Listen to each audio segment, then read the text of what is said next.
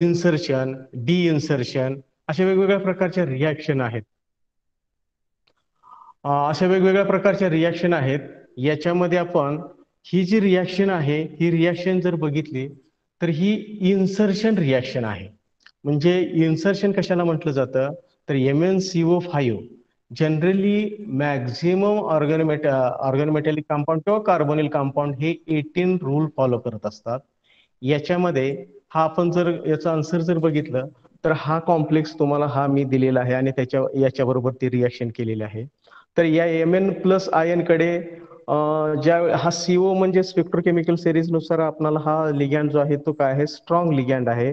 त्याच्यामुळे या ठिकाणी पेरिंग झालेलं आहे आणि या ठिकाणी D2sp3 हायब्रिडायझेशन होऊन त्याचा ऑक्टाहेड्रल कॉम्प्लेक्स तयार झालेला आहे. याची ही रिॲक्शन करत असताना for example methyl group CS3, या CS3 प्लस याच्यामध्ये CS3 जो ग्रुप आणि Li+, हे जे दोन तुम्हाला आयन मिळालेले आहेत, याच्यामध्ये हा जो काही ग्रुप आहे तो ग्रुप या दोन्हीच्या मध्ये म्हणजे ह्या 6 लिगॅन्ड पैकी कुठला तरी एका लिगॅन्डच्या मध्ये जाऊन शिफ्ट होतो. या टाईपच्या रिॲक्शनला काय म्हटलं जातं, इन्सर्शन. तुम्ही ऑर्गॅनिक केमिस्ट्रीमध्ये वेगवेगळ्या प्रकारच्या रिॲक्शन बघतात. तसे आहे ह्या ऑर्गॅनोमेटॅलिक केमिस्ट्रीमध्ये ही तुमची जी रिॲक्शन आहे ही इन्सर्शन रिॲक्शन आहे. इन्सर्शन म्हणजे ह्या दोन जे आहेत Mn आणि CO या दोन्हीच्या मध्ये जाऊन शिफ्ट होणे, या रिॲक्शनला काय म्हटलं जातं, इन्सर्शन. अशा रीतीने हे इन्सर्शन होऊन CS3 हा इथं रिॲक्ट होईल. म्हणजेच याचं जे आन्सर आहे ते काय आहे, डी आन्सर असेल. त्याचबरोबर आपण दुसरा क्वेश्चन जो आहे तो दुसरा क्वेश्चन आहे, total number of isomer in COPyNH3H2OCl Br आपण जर कोऑर्डिनेशन केमिस्ट्री बघितलं तर त्या कोऑर्डिनेशन केमिस्ट्रीमध्ये सगळ्यात महत्वाचं या सेटनेटसाठी काय आहे, तर पहिला जो चॅप्टर आहे तो म्हणजे IUPAC nomenclature, isomerism, valence bond theory, crystal field theory आणि लिगॅन्ड फील्ड थेरी, त्यालाच आपण मॉलिक्युलर ऑर्बिटल थेरी म्हणतो. याच्या व्यतिरिक्त कुठलाही क्वेश्चन तुम्हाला या सेटनेटमध्ये विचारला जात नाही. याच्यावरून आयसोमेरिझम वरती एक ठरलेला क्वेश्चन असतो. कुठलाही क्वेश्चन पेपर काढून बघा, त्याच्यामध्ये आयसोमेरिझम वरती एक क्वेश्चन हा ठरलेला आहेच. या आयसोमेरिझम मध्ये मी एक तुम्हाला क्वेश्चन घेतलेला आहे, जो जास्तीत जास्त वेळा त्या क्वेश्चन पेपरमध्ये वेगवेगळ्या पद्धतीने विचारलेला आहे. Total number of आयसोमर्स in COPyNH3H2OCl Br iodine. हा जर कॉम्प्लेक्स बघितला तर कॉम्प्लेक्स हा न्यूट्रल कॉम्प्लेक्स आहे. आयसोमेरिझम आपण कशाला म्हणतो, टू कॉम्प्लेक्सेस और compounds are same chemical formula but arrangement is different. Now in this complex in which pyridine, ammonia, water, these are neutral ligands, Cl, Br, iodine, these are negative ligand, 3 negative, 3 neutral, hence oxidation state number of cobalt is +3 and these are neutral complex. हे neutral कॉम्प्लेक्सचं आपण जर structure बघितलं तर ते structure याच्यामध्ये आपणाला structure जर बघितलं तर ते स्ट्रक्चर या पद्धतीने दिसेल. या स्ट्रक्चरमध्ये असे वेगवेगळ्या प्रकारचे कॉम्प्लेक्सेस किती मिळू शकतील, त्याचा आन्सर पहिले दिलेलं आहे 6, दुसरं दिलेलं आहे 4, त्याच्यानंतर 10 आहे आणि शेवटचं आन्सर जे आहे ते 15. म्हणजे अशा प्रकारचे कॉम्प्लेक्स, फॉर एक्झाम्पल आयसोमर कशाला म्हणतो आपण, आता इथं पिरिडिन आहे, अमोनिया, वॉटर, Cl, Br आणि आयोडीन इथं जोडलेलं आहे. आपण थोडंसं वेगळं स्ट्रक्चर करू आपण. हा पिरिडिन इथं घेतलेला आहे, इथं Cl घेतला, इथं Cl घेतला, इथं Br घेतला आणि हा अमोनिया आहे तो इथं आणला, म्हणजे काहीतरी वेगळं स्ट्रक्चर केलं. तर हा कॉम्प्लेक्स आणि आपण नवीन तयार केलेला कॉम्प्लेक्स, हे दोन एकमेकाला काय आहेत, आयसोमर आहेत. असे वेगवेगळ्या प्रकारचे लिगॅन्ड आपण जर रिॲक्ट करत गेलो त्या मेटल आयनला किंवा ॲटमला, तर किती प्रकारचे हे आयसोमर तयार होऊ शकतील. हे आयसोमरचं आपणाला आन्सर जे आहे ते आन्सर आहे या ठिकाणी 15. आता हे 15 आन्सर कसं आलेलं आहे बघा, मी आन्सर सांगितलेलं आहे, total number of isomer in COPy ammonia H2OCl Br iodine. याचं आन्सर काय दिलेलं आहे मी तुम्हाला, 15. हे 15 आन्सर कसं आलेलं आहे, तर हे 15 आयसोमर किंवा 15 वेगवेगळ्या प्रकारचे स्ट्रक्चर कसे आहेत, तर इथं बघा, CO ला PY आणि अमोनिया एकमेकाच्या अपोजिट जोडला, म्हणजे काय, इथं PY आणि इथं एक अमोनिया जोडला, एकमेकाच्या अपोजिट जोडला. त्याच्यानंतर तोच पी वायला पुन्हा नेक्स्ट स्ट्रक्चर जर बघितलं तर त्या ठिकाणी पी वायला H2 इथं जोडला. राहिलेली 4 लिगॅंड इथं तुम्ही कुठेही जोडा, इथं इथं जोडा. नेक्स्ट स्ट्रक्चर काय असेल, पिरिडीन. हा इथं पिरिडीन घेतला आणि त्याच्या अपोजिटला काय घेतला, सीएल घेतला. तर हा सीएल दिसेल तुम्हाला इथं. हा सीएल इथं हे स्ट्रक्चरच आहे बघा, इथंच तुमच्या समोरच हे स्ट्रक्चर. आणि राहिलेल्या 4 ठिकाणी तुम्ही इथला हे 4 लिगॅंड कुठेही जोडू शकता.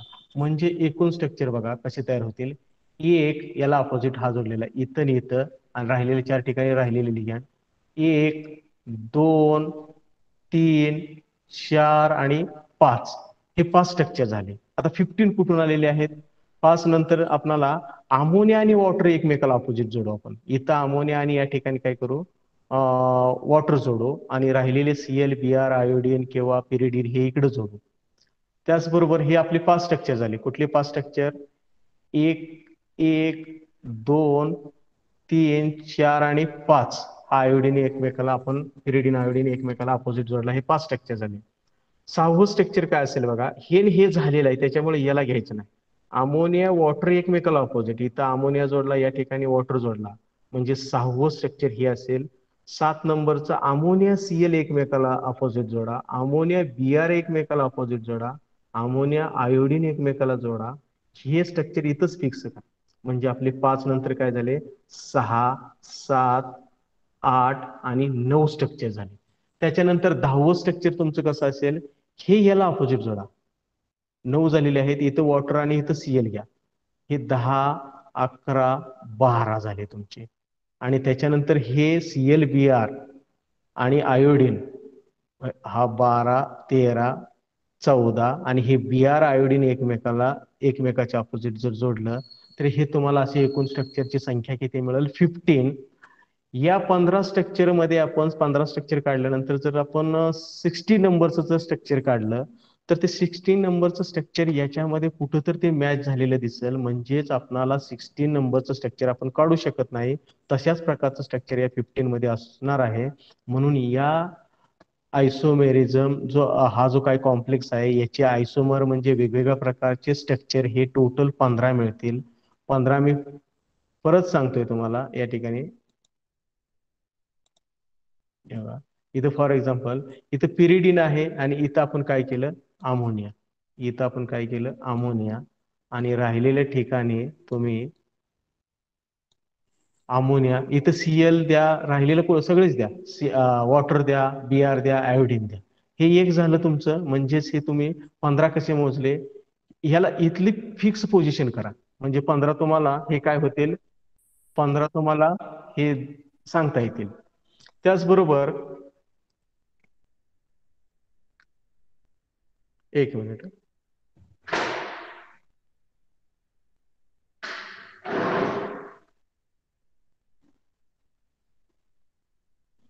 आवाज गेला सर फोन आल्यामुळे.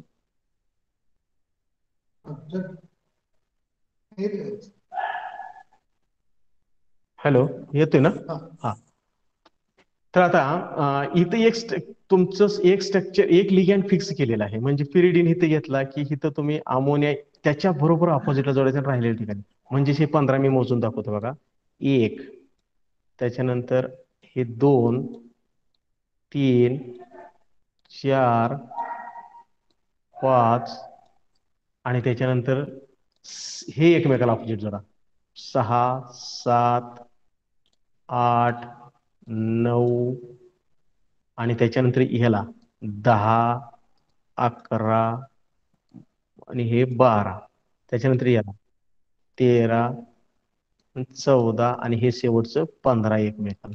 म्हणजे असे हे स्ट्रक्चर काय माहिती तुमचे, हे 15 स्ट्रक्चर. म्हणजे याचं आन्सर जे आहे ते 4 नंबरचं आहे. त्याच्यानंतर पुढचं आपण रिॲक्शन घेतोय, पुढचा क्वेश्चन घेतोय. द रिॲक्शन थ्राइस RH4CO12 हा कार्बोनिल कॉम्प्लेक्सच आहे, रोडियम कोबाल्टच्या ग्रुप मधला आहे. It gives twice RH6CO16 plus 4CO at this temperature and atmospheric pressure. Answer First answer, more metal-metal bonds are formed. Second, stronger metal carbonyl bonds are cleaved while weaker metal-metal bonds are formed. Then third answer and fourth, thermodynamic unfavorable delta G is greater than 0. हे तुम्हाला चार हे answer दिलेले आहेत. आता याच्यामध्ये याचं conversion या टेम्परेचरला किंवा या ऍटमॉस्फेरिक प्रेशरला झाल्यानंतर याच्यापैकी काय नक्की होत असेल किंवा कुठल्या प्रकारचे त्याच्यामध्ये रिॲक्शन होत असेल, तर हे तुम्हाला चार प्रकारचे आन्सर दिलेले आहेत. तर आपणाला या अशा टाईपच्या क्वेश्चन मध्ये हा जो कॉम्प्लेक्स आहे, हा जो ऑर्गॅनोमेटॅलिक कंपाऊंड, याला कॉम्प्लेक्स पण म्हणू शकतो आपण. हा जो ऑर्गॅनोमेटॅलिक कंपाऊंड आहे याचं जर आपण स्ट्रक्चर बघितलं तर ते स्ट्रक्चर या पद्धतीने आहे. हे स्ट्रक्चर आहे. तर हे स्ट्रक्चर आणि याचं स्ट्रक्चर पण दाखवलेलं आहे इथं खाली मी. हे स्ट्रक्चर आहे. तर याची रिॲक्शन या ऍटमॉस्फेरिक प्रेशरला किंवा त्या टेम्परेचरला, म्हणजे तसं बघायला गेलं तर हे रूम टेम्परेचरच आहे, या टेम्परेचरला आपणाला कुठला प्रोडक्ट मिळेल आणि त्याच्यामध्ये नक्की रिॲक्शन काय होत असेल, असा हा क्वेश्चन आहे. तर आपण हा जर आपण ऑर्गॅनोमेटॅलिक कार्बोनिल कंपाऊंड बघितला तर त्याच्यामध्ये हे स्ट्रक्चर आहे, टेट्राहेड्रल स्ट्रक्चर आहे. हे टेट्राहेड्रल स्ट्रक्चर कसं आलेलं आहे, तर याला एक स्ट्रक्चर काढण्याचा फॉर्म्युला आहे. सुरुवातीला मेटल मेटल बॉन्ड कॅल्क्युलेट केले जातात. Metal metal bond is calculated by using the formula 18 into number of metal minus total number of electron present in organometallic compound divided by 2, असा हा फॉर्म्युला आहे. या फॉर्म्युल्यामध्ये आपण इथं जर RH4CO12 जर याचं जर कॅल्क्युलेशन करायचं म्हटलं तर हे 18 ते फॉर्म्युल्यामध्येच आहे. हे 4 काय घेतलेलं आहे, तर याच्यामध्ये 4 मेटल आहेत, -16 कुठून आलेले आहेत, तर एक कार्बोनिल 2 इलेक्ट्रॉन देतो म्हणजे 12, हे तुमचे 24 होतील. एक रोडियम, रोडियम हा आपलं इलेक्ट्रॉन कॉन्फिगरेशन पार्ट नसतं, मात्र रोडियम कुठल्या ग्रुप मधला आहे हे जर पाहिलं तर कोबाल्ट, रोडियम आणि इरिडियम या ग्रुप मधला, म्हणजे कोबाल्टचं जे इलेक्ट्रॉन कॉन्फिगरेशन आहे तेच याचं सुद्धा असणार आहे. कोबाल्ट जर बघितलं तर 27 आहे, म्हणजे 3d7 4s2 9 इलेक्ट्रॉन आहेत. याच्याकडे सुद्धा 9च असणार आहे, म्हणजे हे 9 तुमचे आणि 9 आणि हे 4 आहेत, म्हणजे एकूण 36 आणि हे तुमचे काय आहेत 24. असे हे इलेक्ट्रॉन जर आपण याचं जर कॅल्क्युलेशन केलं तर तुम्हाला हे आन्सर जे येईल ते आन्सर हे काय येईल, 6 येईल. याचं जे आन्सर आहे ते आन्सर काय असणार आहे, 6. हे कॅल्क्युलेशन करून बघा, तुमच्या लक्षात येईल की याचा आन्सर काय आहे, 6. हे 6 आन्सर आहे. तर 6 मेटल मेटल बॉन्ड आपण कुठे दिलेले आहेत, तर इथं हा 6 मेटल मेटल, एक इथं मध्ये एक आहे, 2 3 4 5 आणि हे काय आहेत, 6 मेटल मेटल बॉन्ड आहेत. हे 4 ला 12 कार्बोनिल आहेत, म्हणजेच आपल्याला काय केलेलं आहे, प्रत्येकी एका मेटलला काही किती येतील, हे 3 कार्बोनिल येतील. इथे 3 कार्बोनिल दिलेले आहेत, हे 3 कार्बोनिल, म्हणजे हे काय झाले टोटल 12. म्हणजे या रोडियमला 3 कार्बोनिल टर्मिनल आहेत आणि 3 मेटल मेटल बॉन्ड रिॲक्ट आहेत. हे टोटल काय आहे तुमचे 6 मेटल मेटल बॉन्ड आहेत या टोटल स्ट्रक्चर मध्ये. म्हणजेच एका मेटलला काय आहे तुमचे 6 मेटल मेटल. याचा आपण 18 इलेक्ट्रॉन रूल जर कॅल्क्युलेट केला तर रोडियम म्हणजे 9 आणि मेटल मेटलचे 3 म्हणजे 12, 9 3 12 आणि हे एक कार्बोनिल 2 इलेक्ट्रॉन देतो, म्हणजे 6 कार्बोनिल तुमचे किती इलेक्ट्रॉन डोनेट करतील, 12. सॉरी, 3 कार्बोनिल किती डोनेट करतील, तर 6. असे हे 6 याचे 12 एकूण तुमचे 18 असतील, म्हणजे एकाला 3 मेटल मेटल बॉन्ड आहे. याची रिॲक्शन झाल्यानंतर आपण जर याचं स्ट्रक्चर काढलं तर हा फॉर्म्युला तयार झालेला रोडियम 6CO16. याच्यामध्ये तुम्हाला याचं सुद्धा आपण जर कॅल्क्युलेशन केलं तर कॅल्क्युलेशन केल्यावर तुमच्या लक्षात येईल, number of metal 18 into number of metal 6 आहेत, नंबर ऑफ मेटल 6 आहेत आणि total number of electron present याची जी संख्या आहे ही संख्या काय आहे तुमची, ही टोटल संख्या काय आहे तुमची 86. ही 86 कुठून आलेला आहे, तर एक रोडियम तो 9 इंटू 6 प्लस एक CO 2 इलेक्ट्रॉन देतो, म्हणजे 16 इंटू 2 हे 32. असे टोटल जर बघितले तर हे किती येणार आहेत 86. म्हणजे 18 इंटू 6 मायनस 86 डिवाइड बाय 2, याचे जे बॉन्ड आहेत ते बॉन्डची संख्या किती आलेली आहे, मेटल मेटल बॉन्डची 11 आलेली आहे. हे 11 मेटल मेटल बॉन्ड असे दिलेले आहेत. आपण इथे एक आहे सरळ, या दोन याच्यामध्ये दोन आहेत, याच्यामध्ये दोन आहेत. त्याच्यानंतर म्हणजे एकूण 5, इंटरनलला 5 झाले आणि या प्रत्येकात एक एक आहे, म्हणजे हे किती मेटल मेटल बॉन्ड आहेत? 6. असे एकूण आपण किती दिलेले आहेत? 11 मेटल मेटल बॉन्ड आलेले. आता आपण याला जर कम्पेअर केलं तर, आणि याला जर कम्पेअर केलं तर साधारणपणे इथं 3च मेटल आहेत, इथं पण 3च आहेत. मात्र दुसरे जर रोडियम बघितले तर या रोडियमला एकूण 4 मेटल मेटल बॉन्ड तयार झालेले आहेत. इथं 2 आणि इथं 2, म्हणजे एकूण 4 झालेले आहेत. म्हणजे 3 मधून डायरेक्ट ते कशा, 4 तर रोडियम तसे आहेत, यांचे सुद्धा 18 इलेक्ट्रॉन रूल. या दोन्हीमध्ये एक ब्रिज तयार झालेला आहे. हे ब्रिज का तयार झालेलं आहे? कारण हाही 18 इलेक्ट्रॉन रूल फॉलो करतो, हाही करतो, हाही करतो. इथं जर आपण कॅल्क्युलेशन करायचं म्हटलं तर रोडियम 9, 9 आणि हे 3 मेटल मेटल 12 आणि हे प्रत्येकी 2 2 म्हणजे 6, हे टोटल 18 झाले. इथं सुद्धा 18 येत आहेत. याला एकूण 9, हे 4 तुमचे जे आहेत हे 4 काय आहेत? Metal metal bond. म्हणजे 9 आणि 4 13, 13 आणि इकडं 2 2 कार्बोनिल जोडलेले आहेत. आणि इथे एक ब्रिज जोडलेला आहे. या ब्रिजचा एकच इलेक्ट्रॉन धरायचा आहे, म्हणजे याची टोटल इलेक्ट्रॉनची संख्या किती होणार आहे? 18. म्हणजेच याचा आन्सर आपल्याला असं सांगायचं आहे की इथं 3 मेटल बॉन्डचं तुमचं मेटल मेटल बॉन्डची संख्या काय झालेली आहे? 4 झालेले आहे. म्हणून याचं जे आन्सर आहे ते आन्सर, पहिलं आन्सर असेल more metal metal bonds are formed. याच्यामध्ये, या रिॲक्शन मध्ये याचं कन्व्हर्जन याच्यामध्ये होत असताना तर मेटल मेटल जे आहे ते मेटल मेटल बॉन्डची संख्या काय झालेली आहे?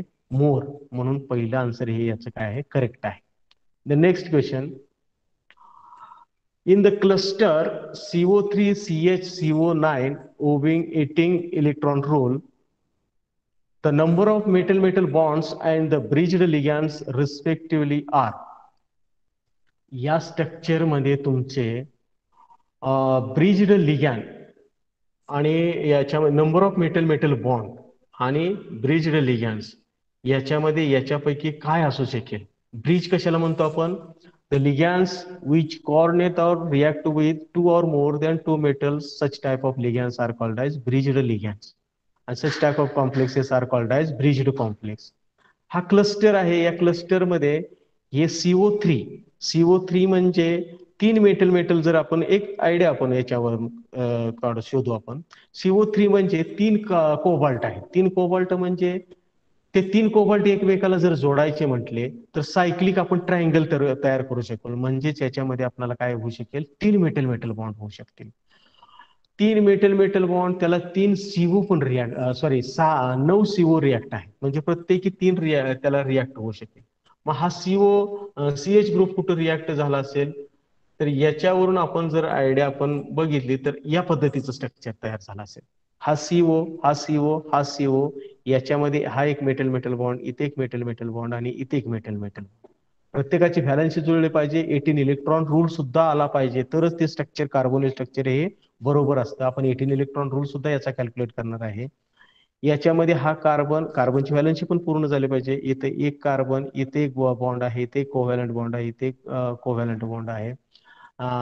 कोव्हॅलंट बॉन्ड म्हणण्यापेक्षा याला आपण ऑर्गॅनोमेटॅलिक बॉन्ड म्हणतोय. कारण का? मेटल आणि कार्बन एकमेकाला रिॲक्ट झाला तर त्या बॉन्डला आपण ऑर्गॅनोमेटॅलिक बॉन्ड म्हणतोय. कारण आपण ऑर्गॅनोमेटॅलिक केमिस्ट्री मधला हा क्वेश्चन बघतोय. इथं सीओ आहे, इथं सीओ आहे, इथं सीओ आहे, या ठिकाणी सीओ आहे, इथं सीओ आहे, इथं सीओ आहे. म्हणजे असे हे 9 सीओ, हे 9 सीओ गेले. इथं मी फक्त डॅशेस दाखवलेले, ते इथं सीओ आहेत, लक्षात घ्या. इथं सीओ आहेत, इथं सीओ आहेत, याच्यामध्ये सीएच आहे आणि हे 3 बॉन्ड याला रिॲक्ट झालेले हायड्रोजन येत आहे. या स्ट्रक्चर मध्ये जर आपण बघितलं, याच्यावरून आपण ट्रायल आणि एरर बेसिस वरती स्ट्रक्चर काढलं. काय? ट्रायंगल आणि प्रत्येकाला 3 सीओ आणि ह्या कार्बनची व्हॅलन्सी मॅच व्हावी म्हणून कार्बन मध्ये दिला आणि त्याला 3 कोव्हॅलंट बॉन्ड आणि एक हायड्रोजन इथं ऑलरेडी आहे, तो एक दिलेला आहे. तर हे स्ट्रक्चर बरोबर आहे का नाही आपण कसं कन्फर्म करायचं? तर ही एक युनिट आहे. आता इथं बघा, हे 3 युनिट एकमेकाला सारखेच आहेत, म्हणजे आयसोमर असल्यासारखे. हे 3 युनिट आहेत. इथे एक युनिट आहे, असंच युनिट इथं पण आहे, याच पद्धतीने इथं पण युनिट आहे. हे युनिट दिलेले आहेत, तिन्ही युनिट सारखेच आहेत. तर आपण कोणाच तरी एकाच कॅल्क्युलेशन करू, म्हणजे आपल्याला उभे होते की नाही बघू. तर याचं आपण कॅल्क्युलेशन करू. याचं काय आहे? इथं सीओ ची टोटल इलेक्ट्रॉन किती आहेत? सीओ म्हणजे 27, म्हणजे याच्याकडे 9 इलेक्ट्रॉन आहे, 9. आणि त्याला मेटल मेटल किती जोडलेले आहेत? 2. म्हणजे 11 झाले, आणि कार्बनचा एक काय झाला 12 झाले, आणि एक CO2 देतो, इथं 12 झाले, एक CO2, इथला CO2, इथला CO2, म्हणजे हे टोटल इलेक्ट्रॉनची संख्या किती झाली याच्यामध्ये 18. 18 कसे आलेले आहेत बघा, 6 कुठून आले, 3 CO कडून इथल्या, 2 कुठून आले, हे मेटल मेटल बॉन्ड इथले, आणि एक कुठला आलेला आहे तर तो कार्बन कडून आलेला आहे, आणि 9 जे आहेत ते कोबाल्टचे स्वतःचे इलेक्ट्रॉन हे किती आहेत 9. 3D7 आणि 4s2 हे 9 इलेक्ट्रॉन, अशी ही जी जर टोटल केली तर आपल्याला किती इलेक्ट्रॉन मिळतात 18. म्हणजे हे आपण जे स्ट्रक्चर तुमच्या समोर दाखवलेलं आहे ते स्ट्रक्चर कसं आहे, ट्रायल आणि एरर बेसिस वरती. आवाज येतोय सर? हे ट्रायल आणि एरर बेसिस वरती आपण स्ट्रक्चर दाखवलेलं आहे. तर हे स्ट्रक्चर करेक्ट आहे. मग याच्यावरून आता याच्यामध्ये अंदाज लावा काय याचा आन्सर जे आहे ते आन्सर काय असू शकेल. मेटल मेटल बॉन्ड किती असू शकतील, तर मेटल मेटल बॉन्डची संख्या किती असू शकेल, हे 3. पहिल्यांदा तुम्हाला इथं बघा, मेटल मेटल बॉन्ड आणि ब्रिज लिगॅन, हा ब्रिज हा 3 मेटल मेटल बॉन्ड असू शकेल, आणि ब्रिजला कुठेही सीओ रिॲक्ट झालेला नाही. कुठेही ब्रिजला सीओ रिॲक्ट झाला नाही. ब्रिजला सीओ रिॲक्ट होणं म्हणजे याला आपण ब्रिज म्हणतो. बघा एक मी ब्रिज दाखवतो, इथं सीओ दाखवला आपण, इथं सीओ, हा सीओ, आणि या मेटलला तो सीओ जोडला. हा जो लिगॅन किंवा कार्बोनिल कंपाऊंड 2 मेटल रिॲक्ट होत असेल तर त्याला आपण काय म्हणतो ब्रिज. असं ब्रिज कुठे तयार झालं नाही, ब्रिज कोणाबरोबर झालंय, सीएच बरोबर झालेलं आहे. म्हणजे एक ब्रिज सीएच बरोबर आणि 3 त्याच्याकडे काय आहेत मेटल मेटल बॉन्ड आहेत. हे आपण कन्फर्म कशाने केलं, आपण 18 इलेक्ट्रॉन रूलच्या साह्यानं. म्हणून आन्सर याचं पहिलं आन्सर जे आहे ते काय आहे, आन्सर करेक्ट आहे. आपण याच्यामध्ये पुढचा क्वेश्चन बघतोय. आता पुढे तुम्हाला एक क्वेश्चन विचारलेला आहे. काय क्वेश्चन आहे बघा, बऱ्याच क्वेश्चन पेपरमध्ये विचारलेला आहे. मॅक्झिमम फक्त तुमचा एखादा लिगॅन्ड याच्यामधला चेंज केलेला आहे, नाहीतरी क्वेश्चन हा बऱ्याच क्वेश्चन पेपरमध्ये आहे. काय question, the reaction of phosphorus trichloride and phenyl lithium in 1:3 molar ratio yields product A, which on further treatment with methyl iodide CH3I it gives product B, and the reaction B with N-butyl lithium gives product C. The product A, B and C respectively are. म्हणजे खाली तुम्हाला ते product दिलेले आहेत, त्याच्यापैकी खालीलपैकी product कोणते असू शकतात. याच्यासाठी आपल्याला काय येणं गरजेचं आहे, इथं जे काय विचारलेलं आहे फॉस्फरस ट्रायक्लोराइड किंवा ते फेनिल लिथियम किंवा याच्या सगळ्याचे आपल्याला फॉर्म्युले मिथिल आयोडाइड हे सगळ्याच माहीत असणं गरजेचं आहे, तरच आपल्याला त्याचा आन्सर देता येईल.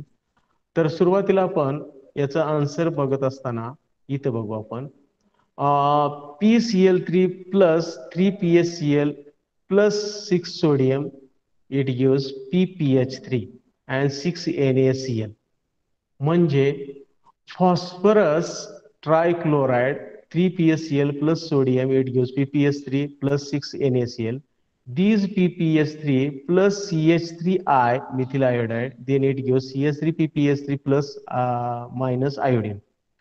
Then N-butyl lithium plus these product plus charge आहे याच्यावरती आणि मायनस याच्यावरती आहे. याची आणि याची रिॲक्शन केली तर तुम्हाला हा प्रोडक्ट मिळेल, आणि याच्यावरून तुम्हाला हा हायड्रोजन याच्याबरोबर रिॲक्ट होईल आणि लिथियम प्लस आयन हा सेपरेट होऊन लिथियम प्लस आणि आयोडीन मायनस एकमेकाला रिॲक्ट होईल. हे तुम्ही ऑर्गॅनिक केमिस्ट्रीमध्ये बरेच विद्यार्थी सेकंड इयरचे आहेत किंवा फर्स्ट इयरला कुठेतरी तुम्हाला ते विटिंग रिॲक्शन म्हणून झालेले आहे. म्हणजेच काय तयार होतं, इथं अल्किन तयार होतं. हे अल्किन या ठिकाणी तयार झालेलं आहे. याचाच अर्थ आपल्याला प्रोडक्ट मिळालेले आहेत, ए मिळालेला आहे, बी मिळालेला आहे, सी मिळालेला आहे, हा सी प्रोडक्ट आहे. तर याच्यामध्ये तुम्हाला हे आन्सर तुम्हाला कुठे दिसतंय, तर या ठिकाणी 3 नंबरचं जे आन्सर आहे ते 3 नंबरचं आन्सर इथं PPH3 P double bond CH2 PPH3 triphenyl phosphate म्हणायचं याला. हा इंटरमिडिएट प्रोडक्ट म्हणजे ए बी आणि सी. मात्र हे ए आणि बी सी येण्यासाठी तुम्हाला याच्यामध्ये ह्या रिॲक्शन आपणाला लिहिता आल्या तरच आन्सर देता येणार आहे, अन्यथा याच्यामध्ये कन्फ्यूज होऊन आपणाला चुकण्याची पण शक्यता आहे. म्हणून अशी रिॲक्शन लिहिणे, आणि रिॲक्शन लिहिल्यानंतर तुम्हाला हे माहित आहे आपले विटिंग रिॲक्शन काय आहे, अल्डिहाइड आणि कीटोन याची रिएक्शन केली की काय होतं, ते अल्किन होतं. तसंच याच्यामध्ये सुद्धा काय झालेलं आहे, ही रिएक्शन झालेली आहे. याचाच अर्थ 3 नंबरचा याचा आन्सर आहे. त्याच्यानंतर पुढची रिएक्शन आपण बघतोय. The compound Re2 rhenium, Me2PPS4 Cl4m having a configuration of sigma 2 pi 4 delta 2 delta star 2, हे इलेक्ट्रॉन कॉन्फिगरेशन, याच्याकडे एवढे इलेक्ट्रॉन आहे असं ते दिलेलं आहे. Can be oxidized to M plus, metal plus ion तयार झालेलं, and metal 2 plus the formal metal metal order in metal metal plus and metal 2 plus ion respectively are. म्हणजे इथं तुम्हाला हे दिलेलं आहे.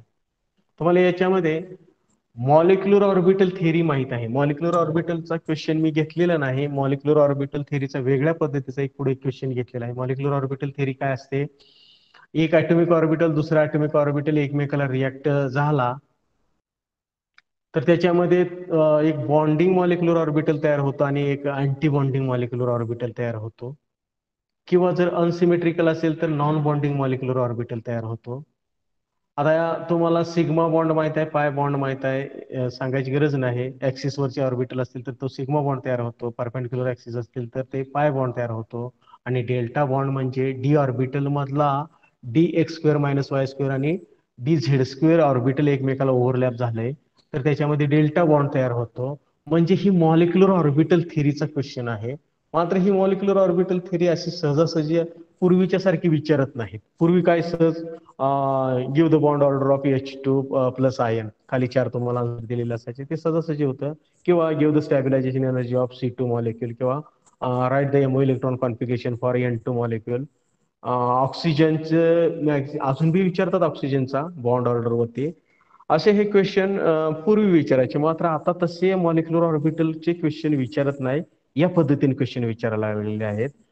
म्हणजे हा मॉलिक्युलर ऑर्बिटलचाच क्वेश्चन आहे. तर या मॉलिक्युलर ऑर्बिटल थेरीमध्ये तुम्हाला आपल्याला हे एक स्ट्रक्चर काढायचं आहे. कशाचं याच्यामध्ये, तर हे असं स्ट्रक्चर काढायचं. काय दिलेलं आहे बघा इथं, याच्यावरूनच हे स्ट्रक्चर मी काढलेलं आहे. हे बघा स्ट्रक्चर, सिग्मा हा सिग्मा आहे, त्याच्यानंतर पाय कडे 4 इलेक्ट्रॉन आहेत, इथं 2 आणि इथं 2, हा पाय दाखवलेला आहे. एक मिनिट, त्याच्यामध्ये हा हा सिग्मा आणि हा डेल्टा आणि हा डेल्टा स्टार आणि हा पाय. मॉलिक्युलर ऑर्बिटल आपण समजा फॉर एक्झाम्पल ऑक्सिजनची जर काढायचं म्हटलं तर ऑक्सिजनमध्ये 2s2 आणि 2p4, चं ओव्हरलॅपिंग दाखवतो, चं ओव्हरलॅपिंग दाखवतो, बॉन्डिंग दाखवतो, अँटी बॉन्डिंग दाखवतो. बॉन्डिंग मध्ये ते इलेक्ट्रॉन अँटी बॉन्डिंग मध्ये हंस रूल प्रमाणे शिफ्ट होत असतात.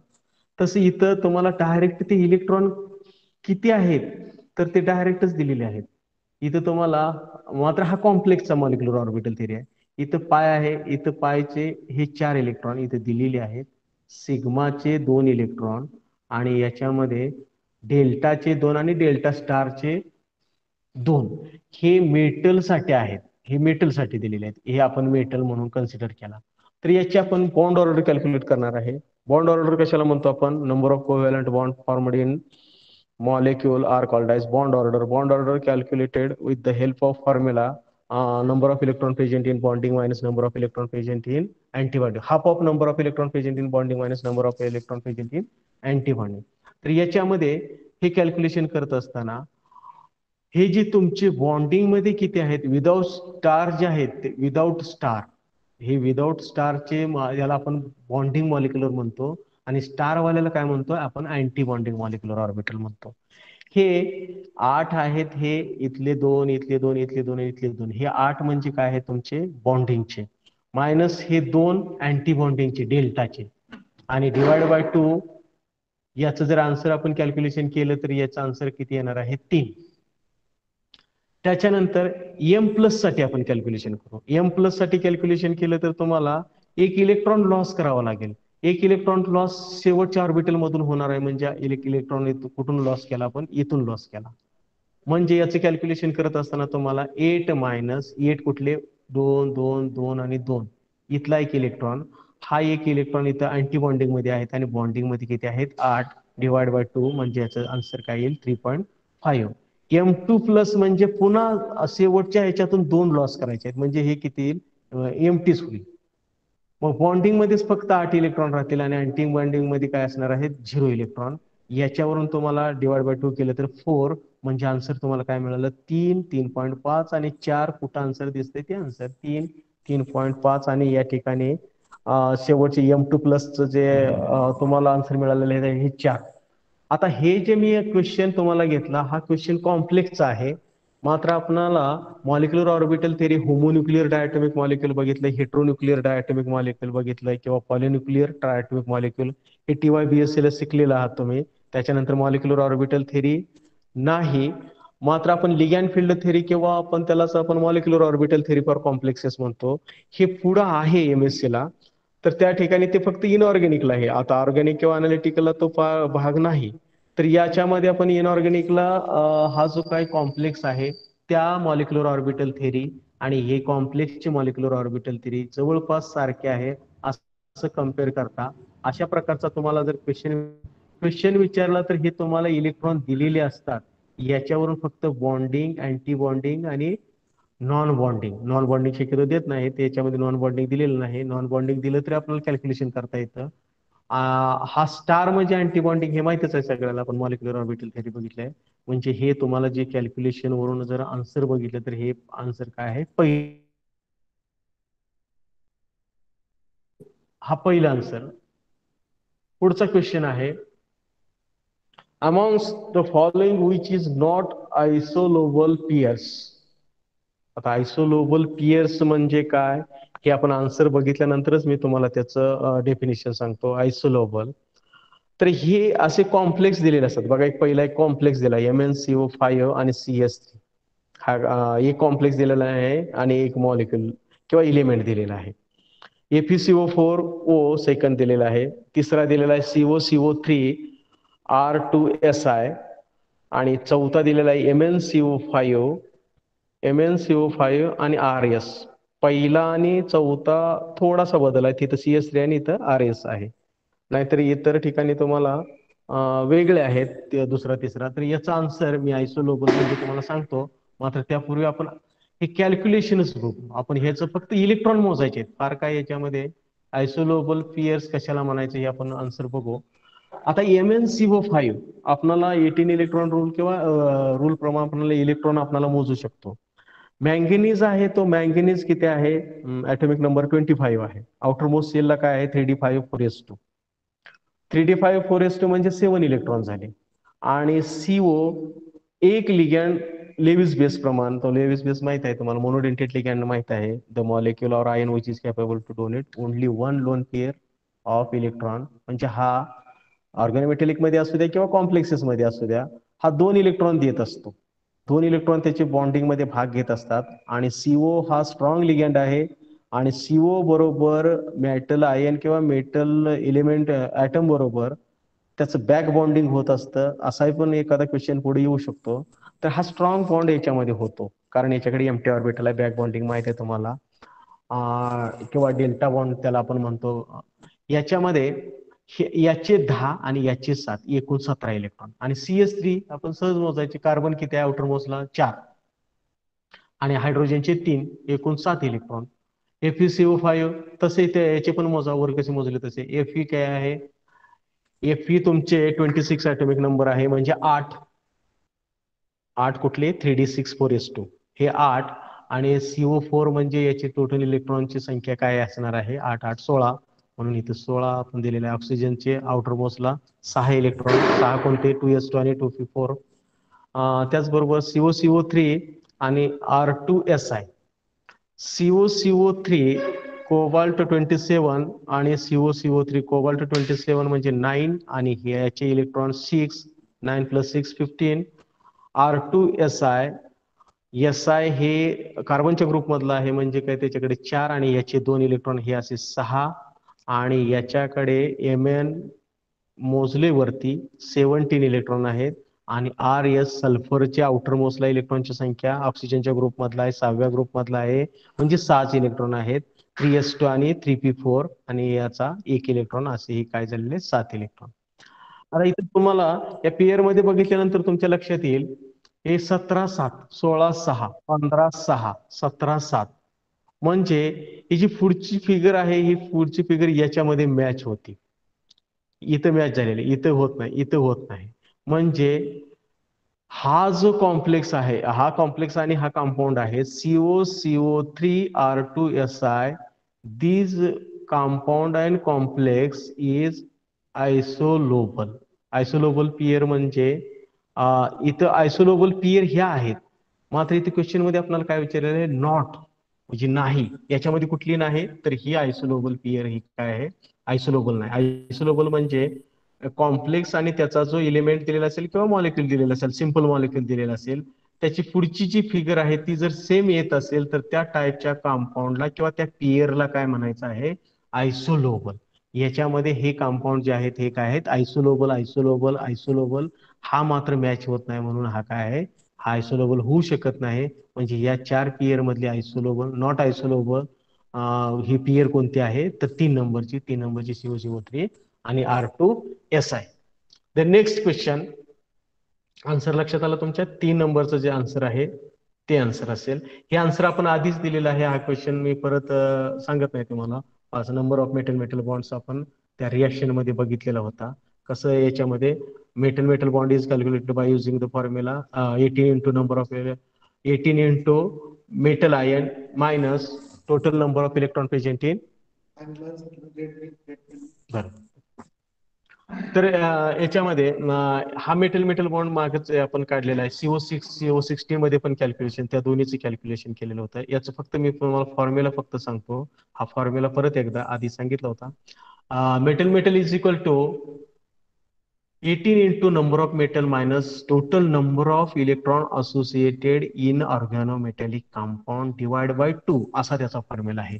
याचे टोटल इलेक्ट्रॉन मोजायचे, काहीला स्क्वेअर ब्रॅकेट दिलेला आहे म्हणजे झिरो ऑक्सिडेशन स्टेट असतं, आणि 18 into 4 मायनस याचे सगळ्याचे इलेक्ट्रॉन भागिले याला जर 2 केलं तर आन्सर हे काय येणार आहे, याचं 6 येतं. आणि 6 स्ट्रक्चर जर 6 मेटल मेटल बॉन्ड जर येत असतील तुमचे, 6 मेटल मेटल या ठिकाणी आन्सर आपलं काय आहे, सॉरी,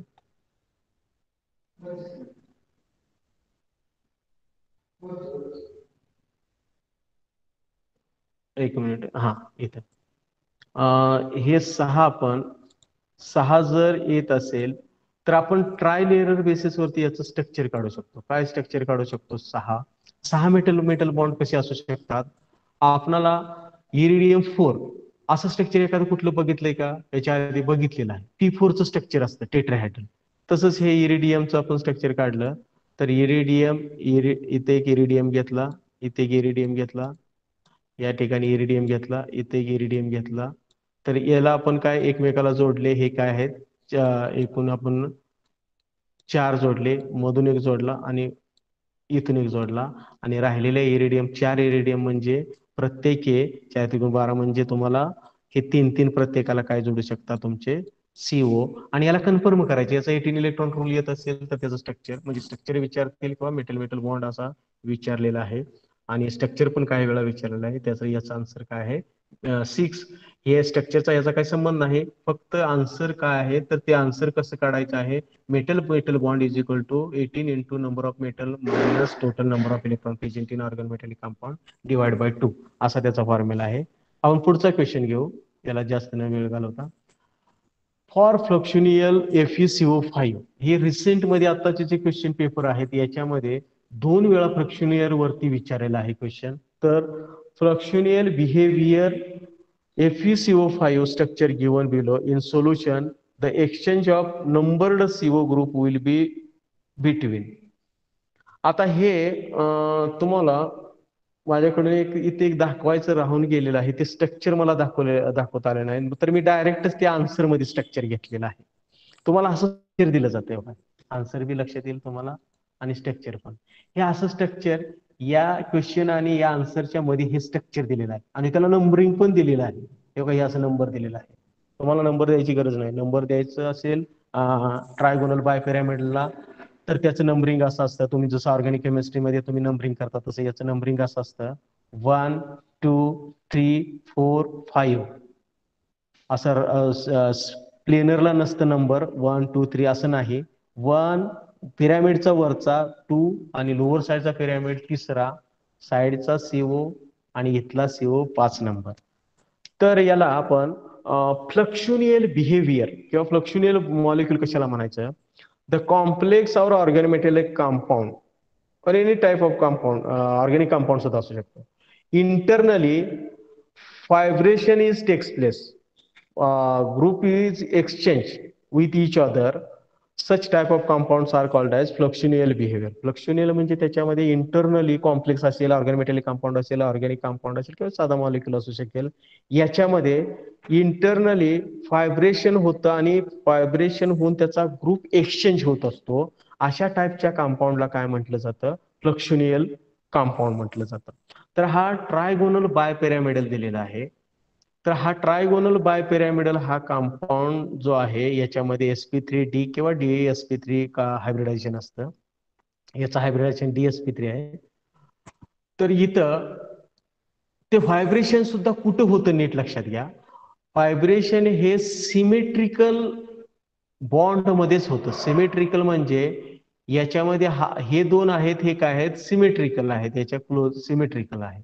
आणि हा बॉन्ड याला आपणाला हा इथं जाईल आणि हा या ठिकाणी येईल. हा क्लोजचा 2 5च्या ठिकाणी जाईल आणि 5चा जो आहे तो काय आहे? 2च्या ठिकाणी येईल. म्हणजे आणि एकचं नो चेंज तिथं आहे तसंच आहे, याचं काय व्हायब्रेशन होत तो दुसरीकडे ग्रुप ट्रान्सफर होत नाही. तर याच्यामध्ये असं कुठं आन्सर तुम्हाला दिलेला आहे? इथं क्वेश्चन पेपरमध्ये परत मी सांगतोय, हा क्वेश्चन दिलेला आहे आणि त्याच्यामध्ये हे स्ट्रक्चर पण दिलेलं आहे, नंबरिंग पण करून दिलेलं आहे आणि हे तुम्हाला आन्सर दिलेलं आहे. तर याच्यामध्ये इंटरनली व्हायब्रेशन सिमेट्रिक ग्रुपमध्ये होत असतं. इथं हा सिमेट्रिक ग्रुप आहे, हे 2 सिमेट्रिक ग्रुप आहेत. CO या ठिकाणी जाईल आणि 2 नंबर 5च्या ठिकाणी येईल, 4 नंबर 3च्या ठिकाणी जाईल आणि 3 नंबर या ठिकाणी येईल. म्हणजे आपल्याला हे जे पहिलं आन्सर आहे, पहिलं आन्सर हे तुम्हाला पहिलं आन्सर दिसते तुम्हाला की 2 आणि 5 याचं व्हायब्रेशन होऊ शकेल आणि 3 आणि 4 याचं व्हायब्रेशन होऊ शकेल. म्हणजेच आपल्याला याचं जे आन्सर आहे ते आन्सर काय दिलेलं आहे? 1 नंबरचं आन्सर हे काय आहे? करेक्ट आहे. असं आपल्याला तुम्हाला ऑक्टाहेड्रल मध्ये विचारणार नाहीत. ऑक्टाहेड्रल मध्ये का विचारणार नाहीत? ऑक्टाहेड्रल मध्ये प्लेनर स्क्वेअर प्लेनर आहे, त्याच्यामध्ये 4 ग्रुप आहेत. वरती पिरॅमिडला आहे, लोअर साईडला पिरॅमिडला आहे. तर याच्यामध्ये ते चारीचे चारी सिमेट्रिक आहेत. त्याच्यामुळं तसा क्वेश्चन होऊ शकत नाही किंवा याच्यावरती होऊ शकणार नाही. अजून असा क्वेश्चन कोणावरती होऊ शकेल? तर पेंटॅगोनल बाय पिरॅमिडल. पेंटॅगोनल बाय पिरॅमिडल तुम्हाला स्ट्रक्चर माहित आहे, 5 कॉर्नर आहेत आणि पिरॅमिडला 2 आहेत. इथं जसं ट्रायगोनल आहे तसं पेंटॅगोनल बाय पिरॅमिडल या ठिकाणी ते व्हायब्रेशन होऊ शकेल. ते पुढं एक ठिकाणी हा एका वर्षी क्वेश्चन विचारला आणि तो क्वेश्चन मी पुढे घेतलेला आहे. ते क्वेश्चन आल्यानंतर तुम्हाला सांगतो. पेंटॅगोनल बाय पिरॅमिडल म्हणजे जे कोऑर्डिनेशन नंबर 7 असतो अशा टाईपमध्ये ते कसं इंटरनली व्हायब्रेशन होतं आणि कुठला ग्रुप कसा चेंज होतो. इथं हे क्लोजचे होत असतात, एवढंच सिमेट्रिकल होत असतात, एवढंच लक्षात ठेवा. आणि हे याचं आन्सर आहे 1. Then next, the number of stereoisomers of trans COCl2 triethylene tetramine BR is. हे स्ट्रक्चर दिलेलं आहे तुम्हाला. ते स्ट्रक्चर ट्रान्सपोजिशनचं आहे. ट्रान्सपोजिशन म्हणजे माहित आहे तुम्हाला, ट्रान्स म्हणजे तुम्हाला एकमेकाला 180 अँगल मध्ये 2 ग्रुप असतात, त्याला आपण ट्रान्स म्हणतो. आणि सिस 90 अँगल असतो त्याला आपण सिस म्हणतो. तर हे स्टेरिओ आयसोमेरिझम कशाला म्हणतो आपण? In space in which arrangement is different. तसंच स्टेरिओ आयसोमेरिझम म्हणजे 2 टाईप आहेत. एक आहे ऑप्टिकल आणि दुसरा आहे जॉमेट्रिकल किंवा त्यालाच आपण काय म्हणतो? सिस ट्रान्स. तर हा जो तुम्हाला सिस ट्रान्सचा एक प्रोडक्ट दिलेला आहे, कॉम्प्लेक्स दिलेला आहे, त्या कॉम्प्लेक्सेस मध्ये तुम्हाला आयसोमर स्ट्रक्चर किती मिळू शकतात? मगाशी याच्या आधीचा एक क्वेश्चन आपण आयसोमर वरती बघितला होता, 15 आयसोमर मिळू शकतात. तर या कंपाऊंड मध्ये असे आयसोमर किंवा असे स्ट्रक्चर किती मिळू शकतात? मात्र हे आयसोमर तुम्हाला फिक्स दिलेला आहे, तो ट्रान्स दिलेला आहे. याच्यामध्ये स्टेरिओ आयसोमेरिझम मध्ये एक सिस असतो, सिस ट्रान्स असतो किंवा त्याला जिओमेट्रिकल म्हणतो आपण किंवा त्याला ऑप्टिकल म्हणतो आपण. आता याचं स्ट्रक्चर जे आहे ते या पद्धतीने असेल. हे ट्रायइथिलीन इथिलीन टेट्रामाइन याचं structure NH2CH2CH2 NH CH2CH2 NH आणि CH2CH2 NH2 म्हणजे याच्याकडे चार साईटला चार ठिकाणी डोनर साईट आहेत. नायट्रोजन, इथे एक नायट्रोजन, इथं लोन फिर आहे नायट्रोजन आणि या ठिकाणी नायट्रोजन आहे. म्हणजे एक जर रिॲक्ट केला तर तुम्हाला चार कॉर्डिनेट बॉन्ड तयार होणार आहेत. बघा इथं कॉर्डिनेट बॉन्ड कसे तयार केलेले आहेत. NH2, त्याच्यानंतर CH2CH2NH2 इथं कॉर्डिनेट बॉन्ड तयार झाला. CH2CH2NH इथं पुन्हा कॉर्डिनेट बॉन्ड तयार झाला आणि त्याच्यानंतर CH2CH2 आणि NH2 या ठिकाणी परत काय झालेला आहे, तो कॉर्डिनेट बॉन्ड तयार झालेला आहे. म्हणजे हे थोडक्यात इथं हा हे CH2CH2 ग्रुप आहेत, हे एक बॉन्ड असल्यासारखे इथे हे फॉर्म झालेला आहे आणि इथं मात्र काय आहे, एम्प्टी आहे. याच्यानंतर पिरॅमिडला एक Cl आणि हा एक Cl, याला आपण ट्रान्स का म्हटलेलं आहे, कारण स्ट्रक्चर मध्ये आपल्याला ट्रान्स दिलाय. ClCl एकमेकाच्या अपोजिट आपल्याला जोडावं लागेल. मग असं जर स्ट्रक्चर हे जर तुमचं ट्रान्स स्ट्रक्चर असेल तर हे स्ट्रक्चर आपण सिस पोझिशनला आणू शकत नाही. सिस पोझिशनला सिस स्ट्रक्चर आपण आणू का शकत नाही, कारण हा टेट्राडेंटेट लिगँड असल्यामुळे तो सिसला आणू शकत नाही. याचं हे स्ट्रक्चर फक्त एकच काय असू शकेल, ट्रान्स असू शकेल. याच्या व्यतिरिक्त याला सिस पोझिशनचं स्ट्रक्चर येऊ शकणार नाही. म्हणून याच्यामध्ये एकमेव स्ट्रक्चर असेल, याचं आन्सर एकच स्ट्रक्चर असल्यामुळे याचा आन्सर काय असणार आहे, 1. हे आन्सर काय असेल, 1. याच्या व्यतिरिक्त दुसरं सी स्ट्रक्चर होऊ शकतं. सी जर झालं असतं तर त्याला आपण 2 म्हटलं असतं किंवा याच्यापेक्षा अजून काय एखादं तिसरं चौथं स्ट्रक्चर मिळालं असतं तर 3 किंवा 4 आन्सर. मात्र हे स्ट्रक्चर सीस होऊ शकत नाही, कारण हा टेट्राडेंटेट लिगँड असल्यामुळे याचं सीस होऊ शकत नाही. म्हणून आयसोमर जो आहे तो हा आयसोमर काय असणार आहे, याचा आन्सर 1. त्याच्यानंतर नेक्स्ट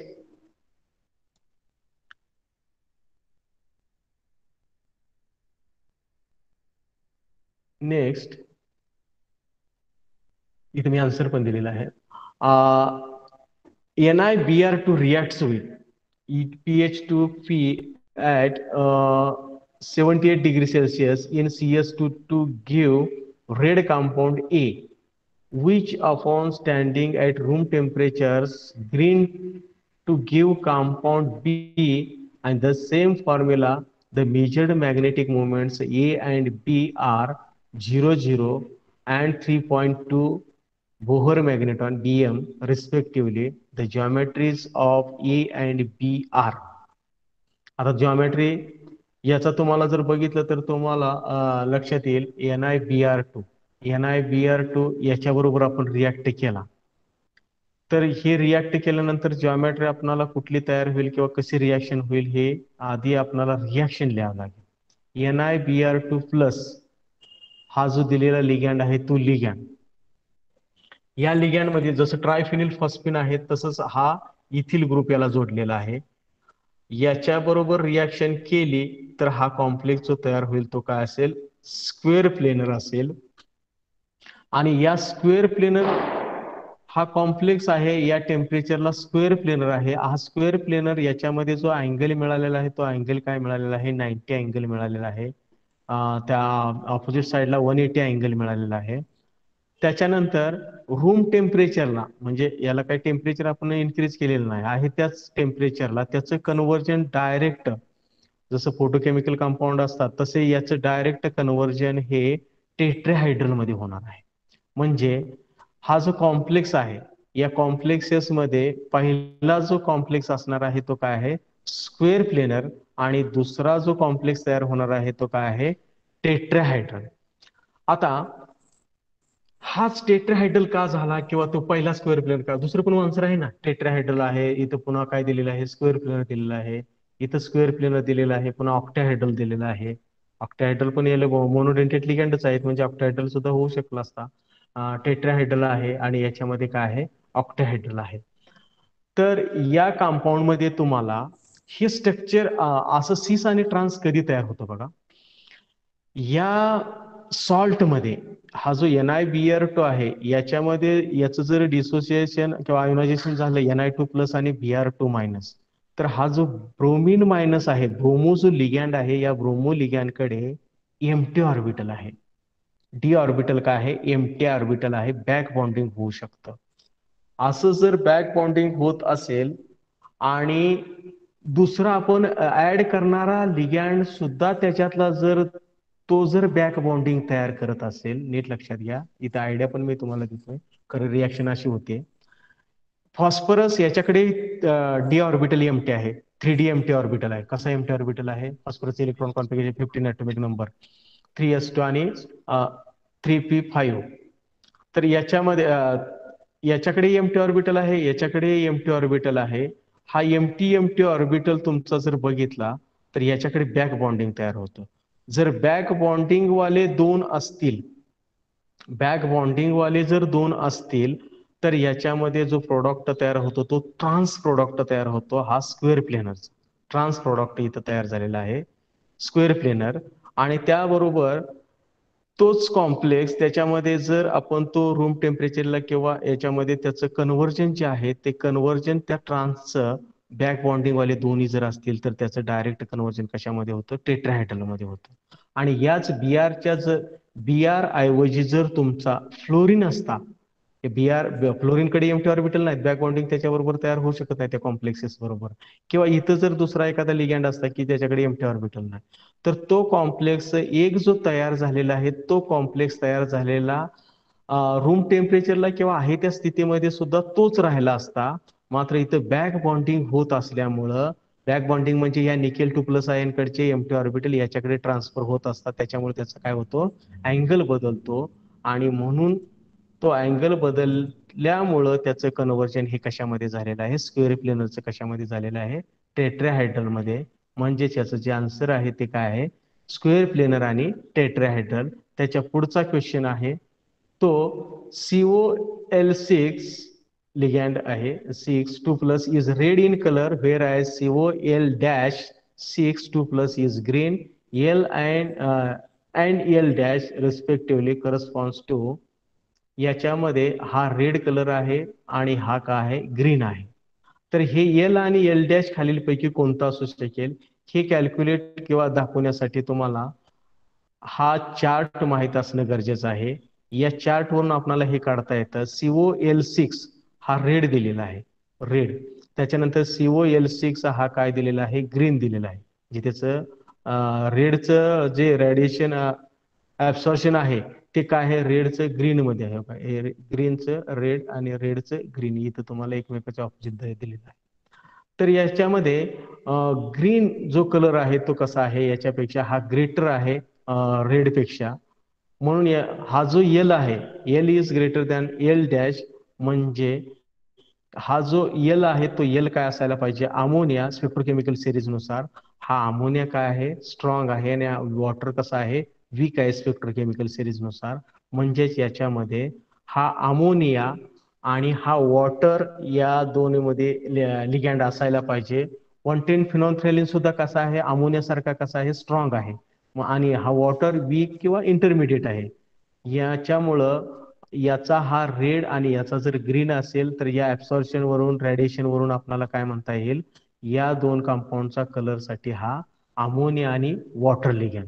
त्याच्यानंतर next, mixture of Me2NCH2CH2CH2PH twice and KCl with K2PdCl4 anionic complex gives a square planar complex.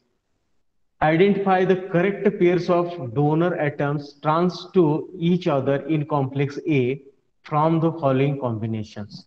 आता हे कॉम्बिनेशन तुम्हाला डोनर दिलेलं आहे. डोनर तुम्हाला माहित आहे, फॉस्फरस असेल तर मी आता सांगितलं बॅक बॉन्डिंग होतं, याच्याकडे एमटी ऑर्बिटल आहे. नायट्रोजन असेल तर त्याच्याकडे बॅक बॉन्डिंग होत नाही कारण एमटी ऑर्बिटल नाहीत. नायट्रोजन पुन्हा सल्फरकडे बॅक बॉन्डिंग होतं, फॉस्फरस सल्फरकडे बॅक बॉन्डिंग होतं, नायट्रोजन नायट्रोजनकडे होत नाही. तर याची याच्याबरोबर रिॲक्शन केल्यानंतर तर त्याच्यामध्ये डोनर जो आहे तो ट्रान्स कोणता असू शकेल, तर याच्यासाठी रिॲक्शन आहे यस आणि पी. जर आपण ऑर्बिटलचं याच्यामध्ये पाय बॉन्ड तयार होऊ शकतो, म्हणजेच बॅक बॉन्डिंग होऊ शकतं आणि नायट्रोजन बरोबर होऊ शकत नाही. याचा अर्थ हा लिगॅन आणि तो KCN K+ आणि SCN- हा जो लिगॅन या कॉम्प्लेक्सेस बरोबर जर रिॲक्ट केला, हा वीक लिगॅन्ड आहे. हे दोन कसे आहेत, स्ट्रॉंग लिगॅन्ड आहे. म्हणजेच ही जी रिॲक्शन आहे ही रिॲक्शन कशी आहे, लेबाईल कॉम्प्लेक्सेस. लेबाईल कॉम्प्लेक्सेस म्हणजे इंटरनली लिगॅन्ड हे काय होत असतात, एक्सचेंज होत असतात. हे एक्सचेंज होतात म्हणून हा सीएल वीक, याच्यावरती जर ही रिॲक्शन सीएल ची केली असती तर रिॲक्शन झाली नसती. मात्र हा स्ट्रॉंग लिगॅन्ड आहे आणि हा वीक असल्यामुळे त्याचे हे लेबाईल रिॲक्शन लेबाईल कॉम्प्लेक्स असल्यामुळे ही रिॲक्शन होते. इनर्ट इथं जर स्ट्रॉंग असतात तर त्याला आपण म्हटलं असतं इनर्ट कॉम्प्लेक्स म्हटलं असतं. इनर्ट मध्ये तशी रिॲक्शन होत नाही, झालीच तर फार स्लो होते, मात्र ही फास्ट रिॲक्शन होऊ शकेल. या रिॲक्शन मध्ये हे तीन आपण याची रिॲक्शन जर बघितली तर नायट्रोजन फॉस्फरस इथेही तसंच आहे. जर बॅक बॉन्डिंगचा जर तो तुमचा नायट्रोजन आणि नायट्रोजन जर या कॉम्प्लेक्सेस मध्ये असता, इथं नायट्रोजन आणि इथं जर फॉस्फरस असता, तर इथं तुम्हाला हे सीसला स्ट्रक्चर तयार झालं असतं. सीस म्हणजे काय झालं असतं, ह्या नायट्रोजन याच्या क्लोज काय आला असता, नायट्रोजन.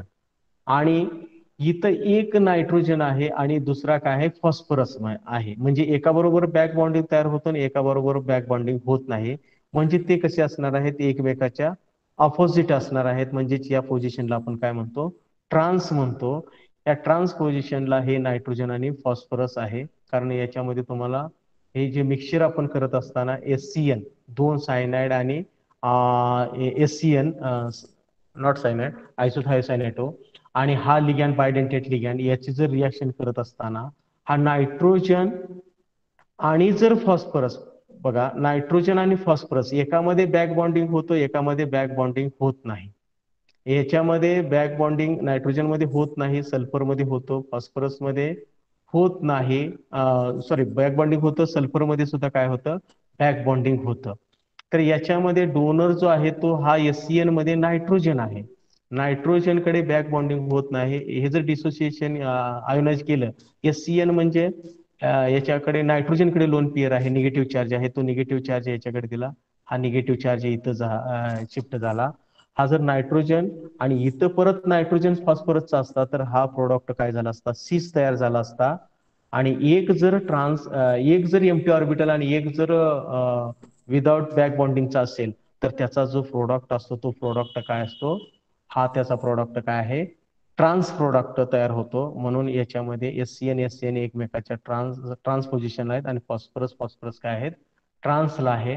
याच्यावरून तुमचं जे आन्सर आहे ट्रान्स मधलं, तर डोनर आपल्याला क्वेश्चन काय विचारलेला आहे, correct pair of donor atoms. याच्यामध्ये डोनर ऍटम कोण असेल, मग इथं नायट्रोजनने दिलेलं आहे, इथं नायट्रोजनने दिलेलं आहे, इथं नायट्रोजनने दिलेलं आहे आणि इथं मात्र कोणी दिलेलं आहे, फॉस्फरस.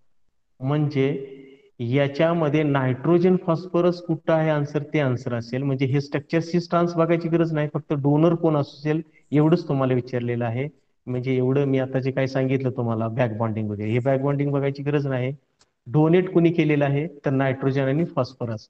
सल्फर याच्यामध्ये डोनेट करू शकत नाही, कारण तुमचा KCN SCN minus negative charge हा नायट्रोजन वरती आहे. म्हणजे नायट्रोजनने याच्याबरोबर काय केलेलं आहे, बॉन्ड फॉर्म केलेला आहे. म्हणजे याचा आन्सर हे काय असणार आहे, पहिला आन्सर टीएन. देन नेक्स्ट, हा सोपा क्वेश्चन मी तुम्हाला घेतलेला आहे. हा क्वेश्चन सगळ्याला सुटू शकतो. सिस ट्रान्स इफेक्ट सिरीज आहे, त्या सिरीज वरती हा कॉम्प्लेक्स दिलेला असतो. हे कॉम्प्लेक्स पूर्वी पण क्वेश्चन पेपरमध्ये विचारत होते, आता पण क्वेश्चन पेपरमध्ये रिसेंटमध्ये पण हे विचारलेले आहेत. आणि शक्यतो विचारत असताना पिरिडीन, अमोनिया आणि सीएल याच्यापैकीच कुठले तर लिगॅन घेतलेले असतात. हा कॉम्प्लेक्स दिला, त्याच्यावर अमोनियाची ऍडिशन केली, तर हा अमोनिया जर परत 2 वेळा जर अमोनियाची ऍडिशन केली तर तो प्रोडक्ट काय तयार होत असतो, सीस तयार होत असतो. आणि जर इथं अमोनिया अमोनिया असता आणि त्याच्यावरती सीएल ची जर ऍडिशन केली असती तर तो प्रोडक्ट काय झाला असता, ट्रान्स. म्हणजे हा जो तुमचा कॉम्प्लेक्स जो आहे तो कॉम्प्लेक्स तुमचा काय तयार होईल, इथं तुम्हाला दिलेलं आहे आन्सर मध्ये, सीस प्रोडक्ट तयार होईल. याच्यावरती मी जास्त वेळ घालवत नाही, सीस प्रोडक्ट तयार होईल. मी पुढचा क्वेश्चन घेतो. Compounds of K2BaCuNO26A and CS2BaCuNO26B exhibit tetragonal elongation and tetragonal compression respectively. The unpaired electrons in A and B are found respectively in orbitals. Jahn Teller distortion माहित आहे तुम्हाला, Jahn Teller distortion. Jahn Teller distortion वरून आपण octahedral complex तो distorted octahedral आहे का regular octahedral आहे याचं आपण कॅल्क्युलेशन करत असतो. किंवा स्क्वेअर प्लेनर कॉम्प्लेक्सेस मध्ये CFT for square planar complex हे बघितलेलं आहे. त्याच्यामध्ये ते स्प्लिटिंग कसं होतं, ऑक्टाहेड्रल मध्ये कसं होतं, T2G कुठं असतो, EG कुठं असतो, T2G लोअरला हायरला EG, किंवा तेच जर टेट्राहेड्रल घेतलं तर हायरला तुमचा T2G आणि लोअरला EG. स्क्वेअर प्लेनर मध्ये घेतलं तर त्याचं फाईन स्प्लिटिंग होतं. तसं इथं टेट्रागोनल इलॉंगेशन हे कशाला म्हटलेलं आहे बघा, रेग्युलर तुमचा डी ऑर्बिटल आहे. हे तुम्हाला कोणाला विचारलंय, कॉपर 2+. इथं दोन्हीमध्ये काय आहेत, कॉपर 2+. कॉपर 2+ आयन म्हणजे 3D9. हे 9 इलेक्ट्रॉन आहेत तुमच्या डी कडे. डी कडे 9 असतील तर T2G कडे 6 येतील, EG कडे 3 येतील. याचं पुन्हा स्प्लिटिंग झालं तर DZ² DX² -Y², आणि इथं काय असेल DX² DYZ आणि XZ. हे तुमचं रेग्युलर, हे तुमचं काय झालं, फाईन स्प्लिटिंग याला म्हणतो आपण. हे फाईन स्प्लिटिंग झालेलं आहे, इलेक्ट्रॉनची एंट्री झालेली आहे. इथले 6 इथं इलेक्ट्रॉन आलेले आहेत, इथले 3 इथं 2 आणि इथं याच्याप्रमाणे आपण भरलेले आहेत. तर इथं तुम्हाला हे जे रेग्युलर आलं याला आपण काय म्हणतो, इलॉंगेशन. तुम्ही जॉन टेलर डिस्टॉर्शन वरून नेट स्टॅबिलायझेशन एनर्जी कॅल्क्युलेट केली असेल, CFSE crystal field stabilisation energy. त्याच्यामध्ये तुम्ही एनर्जी लेवल पण डेल्टाचे बघितले असेल, -1/3 2/3 त्याचा एनर्जी गॅप आहे, 1/2 1/2. ते आपल्याला कॅल्क्युलेशन, आपल्याला त्याचं कॅल्क्युलेशन करायचं नाही, फक्त स्प्लिटिंग मध्ये तो अनपेअर्ड इलेक्ट्रॉन कोणाकडे आहे असा क्वेश्चन विचारलाय. अनपेअर्ड इलेक्ट्रॉन ए आणि बी कडे कोणाकडे आहे. तर याच्यामध्ये हे रेग्युलर स्प्लिटिंग झालेलं आहे. हा रेग्युलर, हा एक इलेक्ट्रॉन इथं असेल DX² -Y² कडे इथं असेल, इथं पण एक आहे, इथं पण आहे. आणि ज्या वेळे त्याला कॉम्प्रेस्ड म्हणतो किंवा कॉम्प्रेस केलं जातं, म्हणजे त्याच्या ऑपोजिट साइड बघितली तर त्या ऑपोजिट साइड फक्त हे याचं स्प्लिटिंग याही पद्धतीने होऊ शकेल, हे इथं जाऊ शकेल आणि हे इथं जाऊ शकेल. एवढा इथं झालेलं आहे, DX² आणि DYZ XZ इथं गेलेलं आहे. ह्याचं पण आपण कॉम्प्रेस म्हणजे हे आपण अपोजिट करू शकतो, DX² -Y² आणि DZ². अशी पण पॉसिबिलिटी असू शकेल. हेच असेल असं नाही, अशी पण पॉसिबिलिटी असू शकेल. म्हणजे कॉम्प्रेस म्हणजे हे एकमेकाच्या काय असेल, अपोजिट असेल. आणि हे अपोजिट केल्यानंतर तुमचा एक इलेक्ट्रॉन कोणाकडे असेल, DZ कडे. इथले 6 इथं आपण शिफ्ट करू, 3 इलेक्ट्रॉन इथले, इथं 2 आणि इथे 1. म्हणजे तो जो इलेक्ट्रॉन आहे तो एक इलेक्ट्रॉन कोणाकडे असेल, DX² -Y² कडे. आणि दुसरा जो इलेक्ट्रॉन आहे DZ² कडे असू शकेल.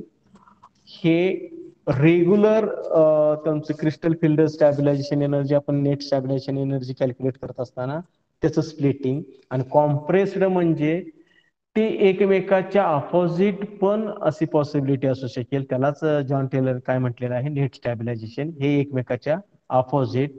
कॉम्प्रेस म्हणजे अपोजिट करणे आणि इलॉंगेशन म्हणजे आहे तसं रेग्युलेशन, रेग्युलर ऑर्बिटलचं डिस्टॉर्शन म्हणजे स्प्लिटिंग. याच्यामध्ये एक इलेक्ट्रॉन आहे, याच्यामध्ये इलेक्ट्रॉन आहे, म्हणून याचं जे आन्सर आहे ते बी आन्सर आहे. हे बी आन्सर. त्याच्यानंतर next question, the complex that shows orbital contribution to magnetic moment. Magnetic movement आपण बघतो, मॅग्नेटिक मुवमेंट आपण कॅल्क्युलेट केलेलं आहे.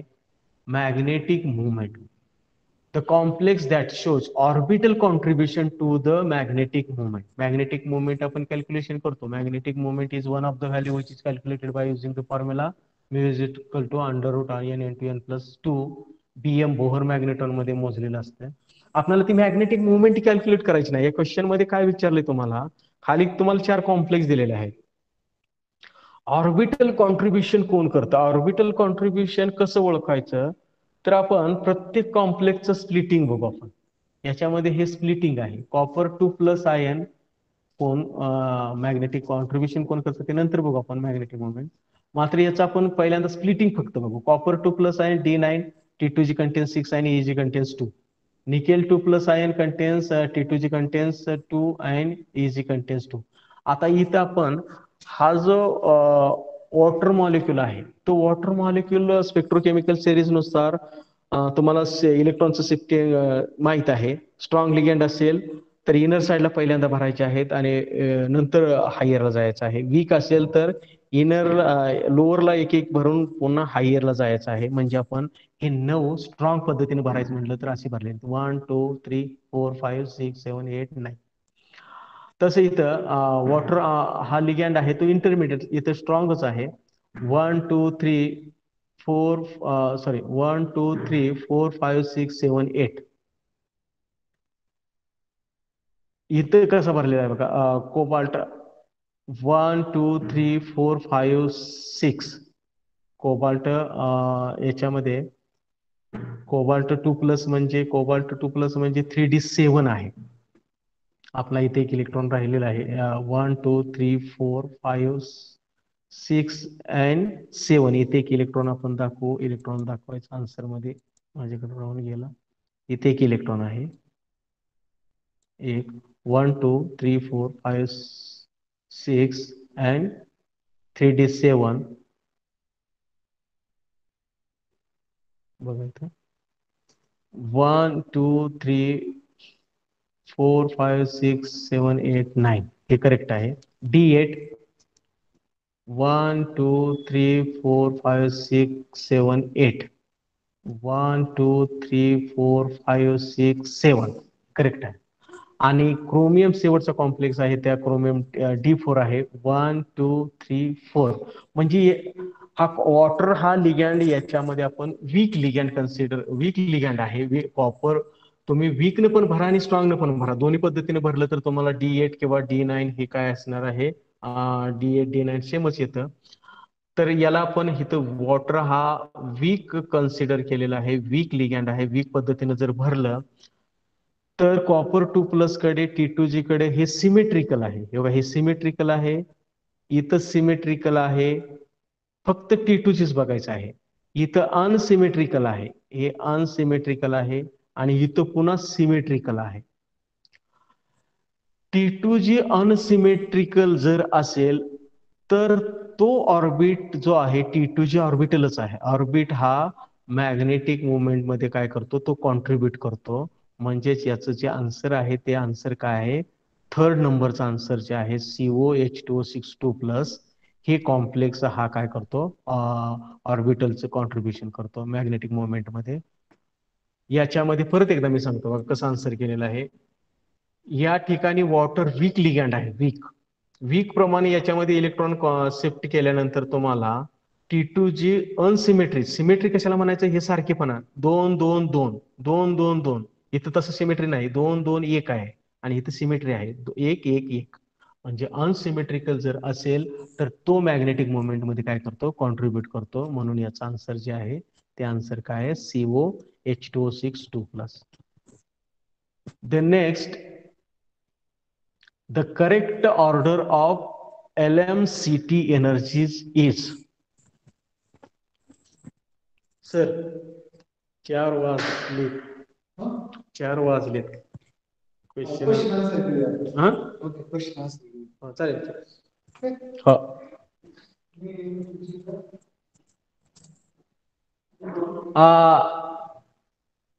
मी तुम्हाला जवळजवळ एक 25-30 क्वेश्चन मी इथं आन्सर सहित काढलेले आहेत. ही पीपीटी तुम्हाला मी सर तुम्हाला पाठवून देतील भोंडवे सर. याच्यानंतरचे जे क्वेश्चन आहेत किंवा जे तुमचे सेटनेटचे क्वेश्चन पुढचे आहेत पुढचे सिमेट्रीवरचे ते आपण पुढच्या तासाला घेणार आहोत. आपले 4 टाइम झालेला आहे. एक 5 मिनिटं आहे. 5 मिनिटामध्ये तुमचा काय क्वेश्चन असेल तर तो क्वेश्चन विचारू शकता. भोंडवे सर बघा की क्वेश्चन मला काय कळत नाही. ओके जर कुणाला काही डाऊट असतील तर तुम्ही माईक ऑन करून विचारा किंवा तुम्ही डायरेक्ट चॅट बॉक्स मध्ये लिहिलं तरी चालेल. कोणत्याही क्वेश्चनवर तुम्हाला डाऊट असतील तर प्लीज विचारा. आणि असं जर विचारायचं नसेल तर माझा नंबर घ्या. मला फोन बऱ्यापैकी आहे तिथे त्या ग्रुपमध्ये. जर फोन करून बरं नंतर संध्याकाळी विचारला तरी त्यावेळी सुद्धा मी तुम्हाला आन्सर द्यायला तयार आहे. आता जर विचारायचं असेल तर आता पण विचारू शकता.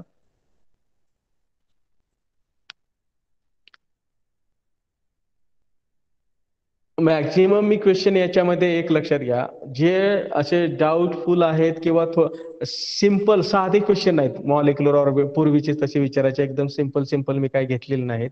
असे थोडेसे असे कॉम्प्लिकेटेड जे जे की याचे काय आयडिया ट्रिक तुम्हाला देता येईल अशा पद्धतीने मी ते क्वेश्चन सिलेक्ट केलेले होते. आणि मॅक्झिमम टाइम्स अशा कन्सेप्ट वरती विचारतात. एखादा ऑर्गॅनोमेटॅलिक कंपाऊंड वरती विचारतात, त्या मेटल वरती विचारतात किंवा त्याच्या एनर्जी वरती विचारतात. अशा प्रकारचे जे काही क्वेश्चन होते याच्यावरतीच मी ते क्वेश्चन त्याच्यामधून घेतलेले आहेत. एक 5 क्वेश्चन पेपर होते रिसेंट मधले नेटचे, त्याच्यातून घेतलेले आहेत. ते तुम्ही क्वेश्चन बघितले तर तुम्हाला हे क्वेश्चन तुम्हाला त्याच्यामध्ये मिळून येतील. याच्या व्यतिरिक्त तुम्हाला जर काही एखादा डाऊट आला तरी तो विचारू शकता. तुम्हाला क्वेश्चन पेपर मधला जरी विचारला एखादा क्वेश्चन तरी सांगू शकतो मी.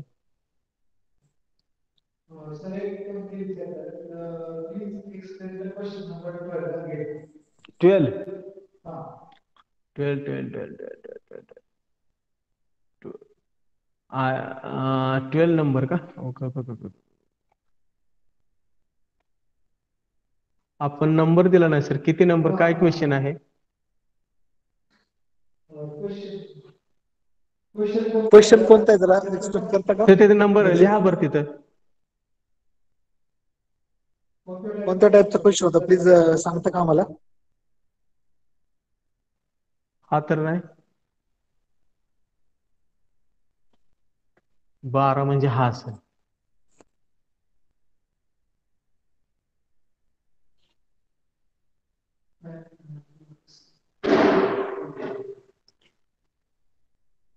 आपल्या 12 म्हणजे आपल्याला काय होईल माहित आहे का? एक मिनिट 12 म्हणजे आपल्याला इथून कळेल सर.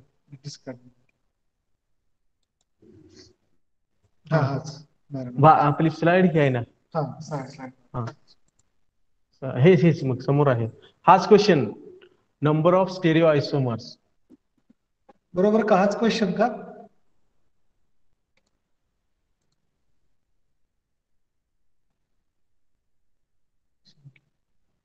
बारा तोच आहे 12 नंबरची स्लाइड. हे बघा याच्यामध्ये आयसोमर म्हणजे 2 केमिकल फॉर्म्युलेस, त्याचा केमिकल फॉर्म्युला सारखा असतो आणि त्याचं स्ट्रक्चर मात्र वेगळं असतं. स्टेरिओ आयसोमेरिझम मध्ये आपल्याला सिस ट्रान्स आपण बघितलं तर याच्यामध्ये तुम्ही सिस पोझिशनला स्ट्रक्चर काढू शकत नाही. सिस स्ट्रक्चर जे आहे एक तो लिगॅन्ड बायडेंटेट लिगॅन्ड जो आहे तो सिमेट्रिकल, हा सिमेट्रिकल बायडेंटेट लिगॅन्ड आहे. सिमेट्रिकल बायडेंटेट हा त्याची रिॲक्शन होत असताना स्क्वेअर प्लेनरलाच जाऊन तो रिॲक्ट होतो. तो त्याचा अँगल किंवा इतरत्र तो ब्रिज वगैरे काही तयार करत नाही किंवा त्याच्यामध्ये तो जसं आपण सीसचं स्ट्रक्चर काढतो त्या पद्धतीने सीसचं स्ट्रक्चर, फॉर एक्झाम्पल आता इथं तुम्हाला मी एक असं स्ट्रक्चर दिलं बघा, मी लिहिण्याचा प्रयत्न करतो. सर लिहिता येईल का इथे? फुल का? बरं मी एक क्वेश्चन सांगतो, तुम्ही ऐकून घ्या. CONH34 CONH34 CONH34 याच्यामध्ये जर आपण हे स्ट्रक्चर जर काढण्याचा प्रयत्न केला तर त्याच्यामध्ये तुम्हाला हे असं स्ट्रक्चर दिसून येईल.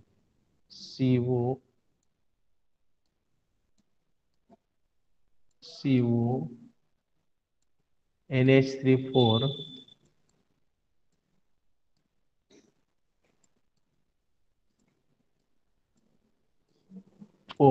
Cl2 minus plus charge on the complex आहे प्लस ऑक्सिडेशन स्टेट प्लस 3. हा जर कॉम्प्लेक्स बघितला तर याला आपण सिस ट्रान्स करू शकतो. हा ऑक्टॅहेड्रलचा आहे. या अमोनियाच्या ऐवजी आपण काय केलेलं आहे, हा टेट्राडेंटेट लिगॅन्ड घेतला आहे. तर हा जर असू शकता, हा याचं स्ट्रक्चर आपण असं केलं असतं. मी फक्त इथं बॉन्डच दाखवतो तुम्हाला. 1 2 3 4 5 आणि 6. सीस कशाला म्हणू शकतो आपण, इथे एक सीएल जोडला आणि इथे एक सीएल जोडला आणि या ठिकाणी तुमचं अमोनिया जोडलं. या अमोनियामध्ये 90 अँगल आहे, या अमोनियामध्ये 90 अँगल आहे, या सीएल मध्ये 90 अँगल आहे. म्हणजे हे काय झालं तुमचं सीस. आता याच्यामध्ये ट्रान्स कसं होईल, तर इथे एक सीएल जोडला बघा, याच्यासारखा इथे एक सीएल जोडला आणि इथे एक सीएल जोडला आणि इथं अमोनिया जोडला, इथं अमोनिया जोडला, इथं अमोनिया जोडला आणि या ठिकाणी अमोनिया जोडला. या अमोनियामध्ये 180 अँगल असेल, या अमोनियामध्ये 180 अँगल असेल आणि ह्या ClCl मध्ये 180 अँगल असेल, त्याला आपण काय म्हटलं, आपण ट्रान्सपोजिशन म्हटलं. म्हणजे याच्यामध्ये सिस आणि ट्रान्सपोजिशन आपल्याला मिळू शकते. किंवा तुमचं जर याच्यामध्ये Cl आणि Cl इथं जोडला, ऑप्टिकल आयसोमेरिझम पण मी तुम्हाला सांगतो, इथं अमोनिया अमोनिया जोडला, इथं अमोनिया अमोनिया जोडला, याला जर मिरर इमेज केलं तर ते सुपर इम्पोजिबल होईल. त्याच्यामुळे त्याला आयसोमर म्हणता येणार नाही. तसंच आपण इथे एक Cl हा लिगॅन्ड टेट्राडेंटेट आहे. हा टेट्राडेंटेट लिगॅन्ड हा तुमच्या प्लेनरलाच रिॲक्ट होत असतो. ऑक्टाहेड्रल कॉम्प्लेक्स असेल किंवा स्क्वेअर प्लेनर कॉम्प्लेक्स असेल तर प्लेनरला रिॲक्ट होतो. इथे ग्रुप पुन्हा लोअरला हायरला असा ग्रुप याच्यामध्ये होत नाही. असं कोण होऊ शकतं? हा जर अनसिमेट्रिकल लिगॅन्ड असता तर त्याच्यामध्ये तसं होऊ शकलं असतं. सिमेट्रिकल जो लिगॅन्ड आहे तो सिमेट्रिकल लिगॅन्ड हा प्लेनरला रिॲक्ट होतो, म्हणजे तुमचं हे सी स्ट्रक्चर रिॲक्शन मध्ये फॉर्म होत नाही किंवा तसं स्ट्रक्चर तुम्ही दाखवू शकत नाही. म्हणून याचं जे आयसोमर आहे ते आयसोमर हा काय आहे, सिंगलच आहे. आणि तुम्ही इंटरनेटवर जर गेला, बघा मी तुम्हाला पुढचं पण सांगतो, हे जर आन्सर तुम्ही नेटवरती चेक करण्याचा प्रयत्न केला, नेटवरचं सगळंच बरोबर नसतं. मी जवळजवळ 3-4 ठिकाणी बघितलं तर त्याचं आन्सर हे 3 दिलेलं होतं. ज्यावेळी ते विकिपीडिया एक पेपर पब्लिश झाले, आपले पुस्तक होतं, पुस्तक त्याच्यामध्ये एक आर्टिकल पुस्तक होतं, त्याच्यामध्ये व्यवस्थित वाचल्यानंतर तिथं ते एक्सप्लेनेशन दिलेलं आहे. काय दिलेलं आहे की तुमचा सिमेट्रिकल लिगॅन्ड टेट्राडेंटेट लिगॅन्ड हा प्लेनरला रिॲक्ट होतो. प्लेनरला रिॲक्ट होतो म्हणजे हा इथं या ठिकाणी प्लेनरला रिॲक्ट झालेला आहे. आणि Cl इथं आणि हा Cl इथं रिॲक्ट झालेला आहे, म्हणजे तो काय आहे, एकमेकाच्या ऑपोजिट आहे. याला ट्रान्स का म्हटलेलं आहे? NH इथं Cl एकमेकाचे काय आहे, ऑपोजिट आहे. म्हणून हा 180 अँगल ह्या ClCl मध्ये तयार होत नाही. प्लेनरला हा गेला तर Cl कशाला 190 अँगलला येईल, तो 180 अँगललाच थांबेल. म्हणून हे स्ट्रक्चर सिंगलच आहे. याचा आन्सर हे करेक्ट 1च आहे, लक्षात ठेवा. Okay sir. ठीक आहे, अजून कोणाला काही डाऊट असेल तर प्लीज विचारा.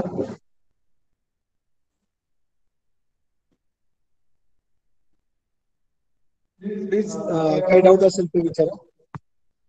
आणि अजून एक मी तुम्हाला थोडस सांगू इच्छितो की 2 किंवा 3 दिवसात इनऑर्डिक केमिस्ट्री आपल्याला पूर्ण कव्हर करणं अशक्य आहे, सगळ्यांना माहिती आहे.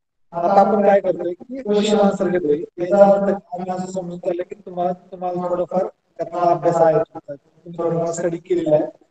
अशा दृष्टीने आपण क्वेश्चन आन्सर घेतोय. मग काही लोकांना जर फास्ट वाटत असेल तर त्यांनी जे जे डाऊट्स असतील ते आम्हाला बिंदास तुम्ही टेलिग्राम ग्रुपवर टाका किंवा सरांचा नंबर आहे आपल्याला, सर सुद्धा टेलिग्रामला आहेत. टेलिग्राम ग्रुपला बिंदास तुम्ही आजच्या लेक्चरचे डाऊट टाका. आणि आतापर्यंत जेवढं काही सरांनी शिकवलंय ते सगळ्या पीपीटी आपण तुमच्याशी शेअर करणार आहे, बरोबर. त्यामुळं तुम्हाला जे काही डाऊट असतील आता विचारा किंवा नंतर विचारलं चालेल. ठीक आहे, ओके. कोणाला काही डाऊट नाही?